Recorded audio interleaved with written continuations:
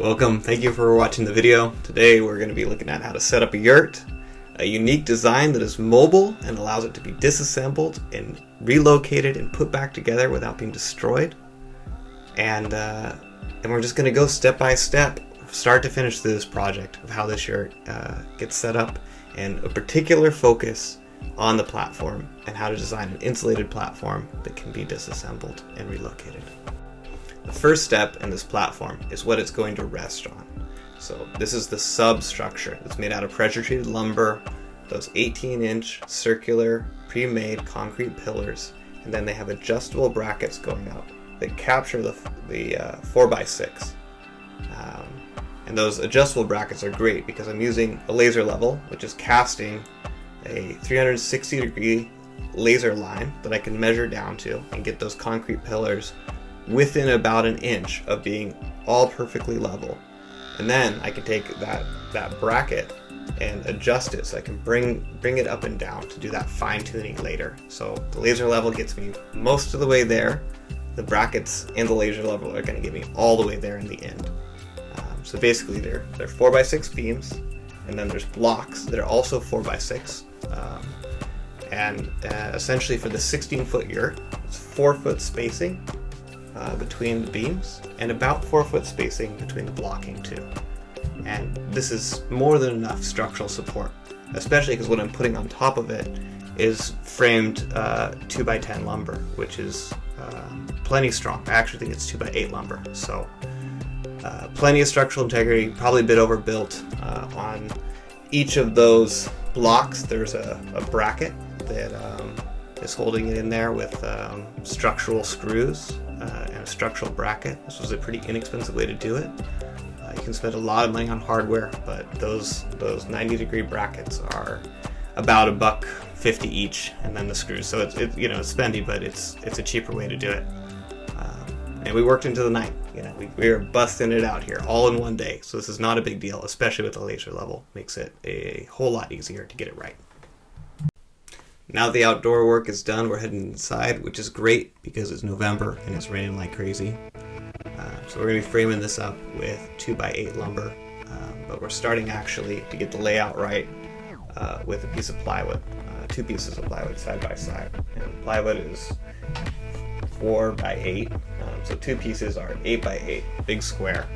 And this is really useful for a 16-foot yurt that we're building in quadrants because we can actually take the radius, right, which is 8 feet, hold a point at one corner of the plywood, one corner of that big plywood square, and using a wire and a pencil that's attached to that wire, we can draw that curvature onto the plywood. So what this gives us is a template that we can use to design all of the framing to make sure it's going to be correct and circular when we're all done. Essentially, if you were to just take the whole yurt and you were going to position it, you would lay out all 8 sheets of plywood, which is going to be the surface, and you take that middle point and you could draw a circle around the whole thing. But we're just doing it a quarter at a time. So that's the first step.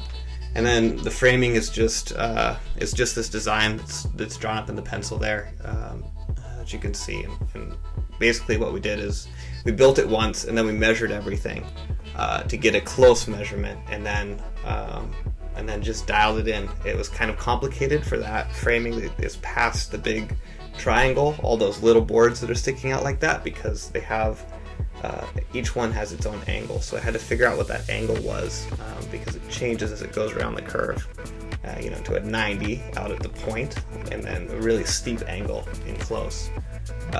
So we just kept track. We just measured the angle, wrote it down, and then next time we were able to measure it again. And the whole thing is set back an inch because I'm going to wrap that whole thing with plywood using 1/2-inch plywood, just bending it around that curve to make a rim board basically. So that's the plan, and we just executed on it. So that rim board is actually 2 layers of 1/2-inch plywood, and the reason is because you can bend 1/2-inch plywood. And so we just worked it over with a clamp and slowly brought it around, tightened it down.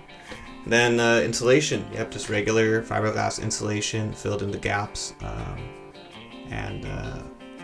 I already cut all of the remaining circular pieces, and then using a router just finished them out and worked it in. So we insulated, put the plywood on, sheeted it, and stacked them. And up next was paint. So we primed, put a rubberized paint down. I guess one step I forgot was that when we put the sheeting down, we went along with chalk line and snapped all the framing so we would know where to put screws to attach the sheeting down. And then it was just rubberized paint and haul it out to the site, and finally just assemble it all together. And the way that these ones interlock is that the sheeting goes on top like this, and then here's the framing right here, and then a 2x4 runs down the middle, and that locks it in. So each one's like this, and then a 2x4 here, and it brings those quadrants together. And that's how we lock the whole thing together, and that's the platform done right there. And just to take it apart, all you'd have to do is undo that piece that stitches them together, and you could take those quadrants and throw them in a truck and relocate the yurt with quite a bit of sweat and work, but essentially keeping all the pieces intact. So the actual setting up of the yurt, this is the easiest part because it's all there in the instruction manual. It's a lot of fun. I'd say there's plenty of content on how to get this up. The yurt we went with was a Pacific yurt, 16-foot yurt, new. I drove down to Oregon from Washington to pick it up, which was a great tip. Sales tax in Oregon and the shipping and crating fees were significant. Saved about $4,000 by picking it up myself.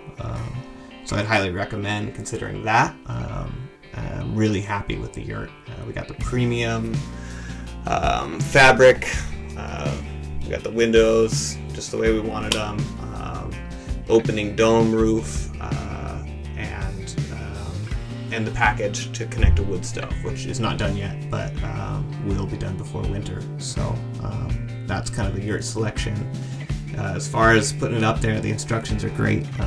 It was really not very difficult. It was about 3 of us working on it, off and on, a whole bunch of people hanging out, and took a day to get it up. And it was a good experience.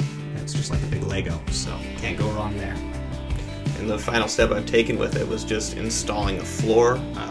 I was just looking on Facebook Marketplace, trying to find something affordable that made sense, and it's a click and lock linoleum floor, but it's concrete core, which is really important. You don't want to get anything else because the ones that have wood pulp in the middle, they expand and they contract, and if they get wet, they deform.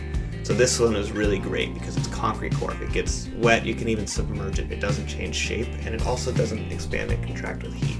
Because yurts particularly have a lot of moisture issues and variability in the heat, it's a good idea to get some concrete core, or at least take that into consideration when choosing your floor. But that's it. Thank you for watching. This is where we left it, and I'm going to be building a mudroom onto the front of it eventually.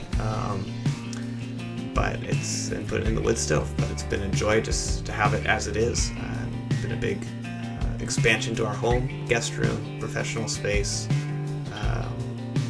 It works great. I'm really, really pleased with it.